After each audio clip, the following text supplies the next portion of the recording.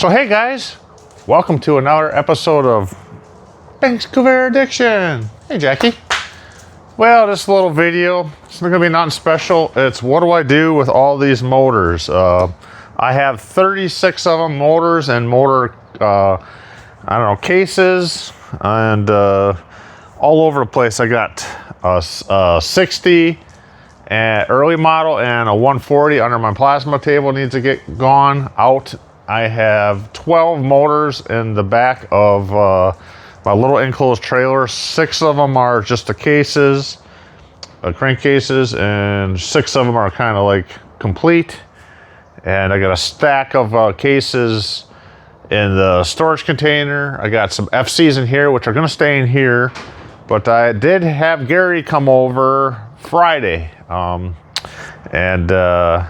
We didn't do much. He kind of taught me a bunch of stuff. He taught me the carburetors. He went through and I learned what carburetor, what year was what. So that was awesome. And he showed me a bunch of other little parts and pieces of what things were for. That I wasn't sure when I was going through cleaning everything. If you guys follow my channel. And so I said, what do I want to do with all these motors? You know, I says, do I go through and, you know, junk some of them, take some of the parts off of them, and basically Gary says save them all. So I didn't really want to do that. What I really need is a big rack, like 10 foot long, that I could take my tractor and like put some of them up, you know, put these underneath and put some there this way without the bell housings up on top. But I don't have a place to put it right now, and I don't have the time to go find it. So what I'm gonna do is I'm gonna just clear out a spot behind the shop, move some of my junk. I'm gonna put some steel plate down that I have and roll these on there and dump them off the carts in kind of some order, and write down what I have, cover them up real nice with some canvases. Some of these were like laying outside anyways, but at least they'll be covered up. And the rest of the cases I can stack up in the storage container. Let's go check out what I'm doing outside. So this is what I'm doing out here. I had just moved my junk at a cement mixer and an old windmill, top of a windmill my dad built. Wanted to save and build legs for, which I never did ever yet.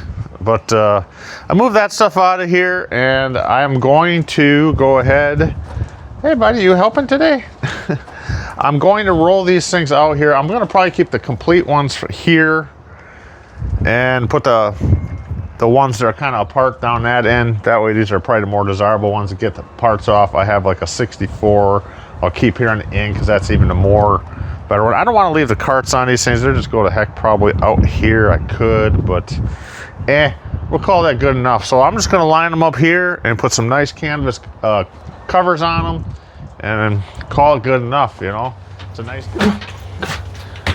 Sorry guys, this is inside my little tiny enclosed trailer. I have 6 motor cases down here. I don't know, ZB 61, 62. There's a 140, 65, 66, 140, 65, 110, 61, 64.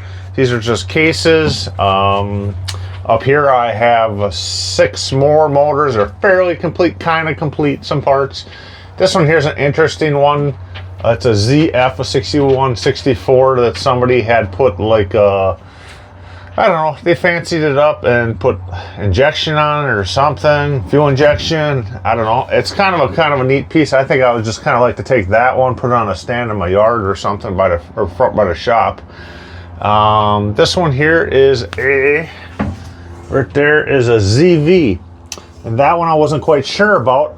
It's not in the book, ZV, and when I had Gary here Friday, you know, he kind of poked in. This is all the stuff that we picked, Gary and I picked from Karen Lane's place. And that ZV, I said, that one's not even in the book. And first he looks at it, he goes, oh, it's an FC block on there, because he just, you know, he just looks and knows, you know, just by looking at stuff. He even knows, you know, pretty much what year it is and, you know, if parts been changed. So it was great, you know. He was here kind of teaching me a few things, you know, and showing me stuff for a couple hours. We didn't spend much time here. I was burnt out from the day before. So, so yeah, I'm gonna I should just hook my tractor to this and pull it around, but I think I'm just going to wheel them. By the time I pull the tractor on that, I could probably have all this wheeled out around there. So these ones here, these cases will go inside the storage container, and these ones here will go outside covered up. And I'm going to jot down everything, probably take a picture of them all, and maybe I get Jill to print them out for me so I can kind of know what I have this undercover, you know. So, so in case somebody needs something or I need something. So like Gary's like, save it all, just save it all. I'm like, where do you go with it, But that's where it's going for now. All right, so I've been at it for 4.5 hours now. I'm just stacking the motors up. I'm finding blocking, lifting them up with the hoist, leaving some on some carts and rolling them over. I'm running out of room. Kind of almost upset because I really want to get rid of like 4 or 5 of these motor blocks at least, but Gary's like, save everything. So I don't think some of it's even worth saving. Let me know if it is. It's, early models, there's like a lot of 62 to 64s. 61s to 63s. There's a whole bunch of that over there. I have 160 under here, a 60, and there's a 140. I still got to dig those out.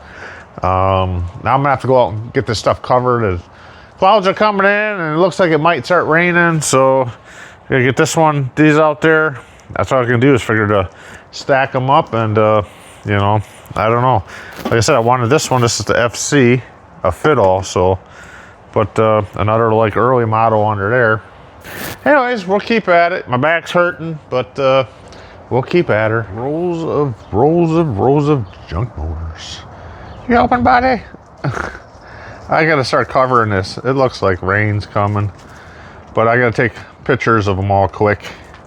Starting back here, the number, and take a picture of the number and kind of what's left of the motor. And get this covered up because it looks like rain might be coming. Yeah. Dang it, Gary, you want me to keep everything. Anyways, there might be some rain coming. I hope not.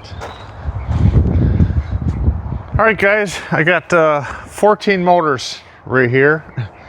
2 more here. Another one still over there that needs to get moved somehow on this way because I want to move to 65 and get it covered up back here. And I don't know. Anyways, like I said, I don't know.